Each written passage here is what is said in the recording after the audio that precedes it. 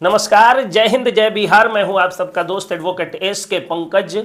आज आप अखबार खोल करके देखिए तो जैसे ही आप खोलिएगा आपको नजर आएगा कि चारों तरफ हत्याएं ही हत्याएं हो रही हैं और उन हत्याओं के पीछे जो मूल कारण है वो जमीन है। हालांकि जर जोरू जमीन, 3 कारण तो पहले से बताए गए हैं हत्या के पीछे, लेकिन इस बार जो कारण है वो जमीन ज़्यादा देखने को मिल रहा है। दही गोप जो कि एक कुख्यात भू माफिया थे, उनकी हत्या हो जाती है पटना में। और मोतिहारी में बस महज 20-25 दिन पहले शादीशुदा विवेक सिंह की निर्मम हत्या उसी के एक गद्दार दोस्त ने कथित रूप से कर दिया।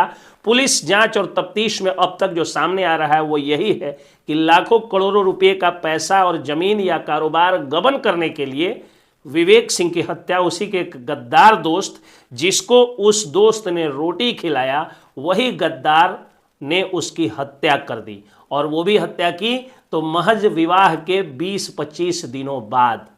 जो पुलिस रिपोर्ट सामने आई है वो यही कह रहा है कि जर जोरू जमीन, भले ही हत्या के 3 कारण होते हैं, 3 में 2 कारण विवेक सिंह हत्याकांड में सामने आ रहा है, एक जमीन और दूसरा जर यानी पैसा।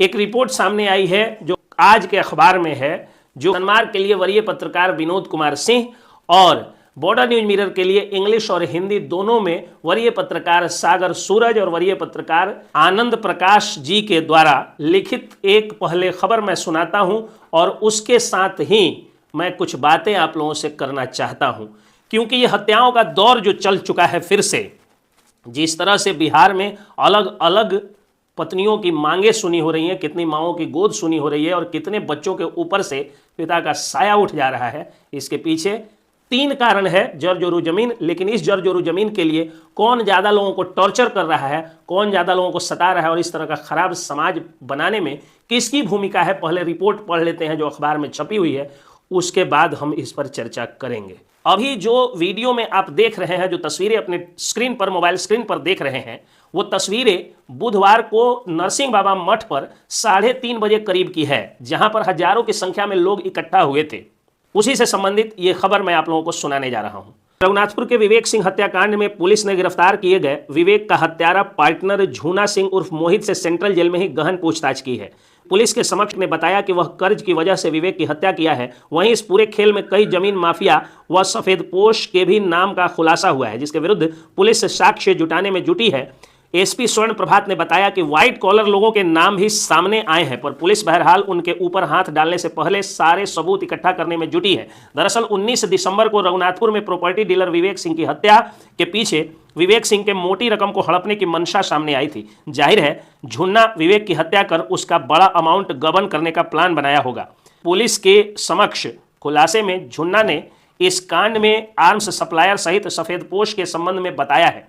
जाहिर है पुलिस जल्द ही यह स्पष्ट कर देगी कि इस हत्याकांड के पीछे की शक्ति कौन है, किसने झुन्ना सिंह को मोहरा बनाकर यह काम करवाया होगा। एफआईआर में भी मुख्य आरोपी हरसिद्धि मुरारपुर के झुन्ना सिंह उर्फ मोहित का नाम है। एसपी ने झुन्ना के विरुद्ध 25,000 रुपये के इनाम की घोषणा की थी, जिसके महज 48 घंटे के अंदर ही उसने कोर्ट में सरेंडर कर दिया। 19 दिसंबर को पेट्रोल लाने के बहाने झुन्ना ने विवेक सिंह को बुलाया और विवेक सिंह के साथ ही बाइक पर बैठकर दूर रखे अपने बाइक में तेल डालने के बहाने घटनास्थल तक लेकर गया। घटनास्थल पर पूर्व से बजाज पल्सर गाड़ी के साथ खड़े सहयोगी के साथ झुन्ना ने गोली मारकर विवेक सिंह की हत्या कर दी थी। ये जो मैंने अभी आप लोगों को रिपोर्ट पढ़ करके सुनाया, ये लिखा है सन्मार्ग अखबार के लिए विनोद कुमार सिंह ने, बीएनएम के लिए राकेश कुमार जी ने और बीएनएम के लिए बहुत ही सुंदर रिपोर्ट सागर सूरज जी ने भी छापा है। आनंद प्रकाश जी ने हिंदुस्तान समाचार में भी यही रिपोर्ट छापी है और कमोबेश सभी अखबार यही रिपोर्ट छापे हैं। अब आप लोग सोच रहे होंगे कि ये रिपोर्ट, लगातार मीडिया का अटेंशन, लगातार लोगों की चर्चाएं, सोशल मीडिया पर लगातार जस्टिस फॉर विवेक सिंह और ये सारी चीजें क्यों हो रही हैं। हत्या तो उस स्कूल संचालक की भी हुई है जिसको महज जमीन के एक छोटे से टुकड़े के लिए निर्मम तरीके से गोली मार के उनकी हत्या कर दी गई थी। लेकिन दरअसल विवेक सिंह की हत्या ही चर्चा का विषय इसलिए है क्योंकि ये एक दोस्त के गद्दारी की कहानी बयां करता है। एक दोस्त जिसको खाने को रोटी नहीं थी और विवेक सिंह के टुकड़ों पर पलते पलते एक दिन उसी के टुकड़ों पर पलने वाला कुत्ता उसी को जब काट लेता है तो लोगों में यह आक्रोश आता है। ये लोग जहां भी एक जगह होते हैं यही चर्चा होती है और जिले में यह चर्चा का विषय बन जाता है।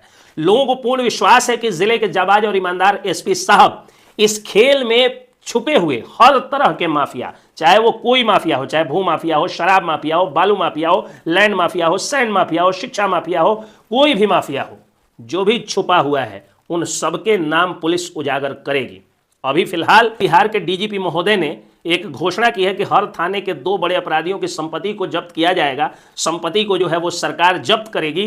तो मैं सरकार से ये अपील करता हूं कि जिले के हर एरिया के और हर थाना के 10 बड़े बड़े शराब माफिया, शिक्षा mafia, land mafia, sand mafia, भू माफिया को चिन्हित करके सरकार उनके ऊपर केवल ईओयू की रेड मरवा दे, ईओयू की छापेमारी करवा दे।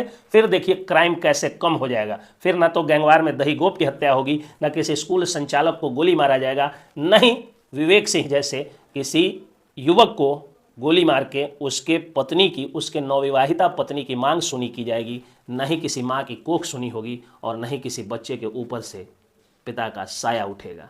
बस माफियाओं को कंट्रोल कर ले अगर ईओयू, इकोनॉमिक ऑफेंस यूनिट, आर्थिक अपराध इकाई, इनके अकूत संपत्ति की जांच कर ली जाए, उसको जब्त कर दिया जाए, तो न तो ये लोग फंडिंग देंगे किसी शूटर को कि ये लोग हत्या करा सकें, और ना ही कोई उनको देख करके गलत रास्ते पर गलत धन इकट्ठा करने का साहस करेगा। और इस हत्या में संलिप्त सारे आर्थिक अपराधियों, विवेक सिंह हत्याकांड में जिनकी भी साठगांठ है, वो सारे आर्थिक अपराधियों, माफियाओं या व्हाइट कॉलर वालों को, सफेद पोशों को चिन्हित करके उनकी संपत्ति की जांच के लिए अनुशंसा की जाए आर्थिक अपराध इकाई को या ईडी को। जय हिंद, जय बिहार।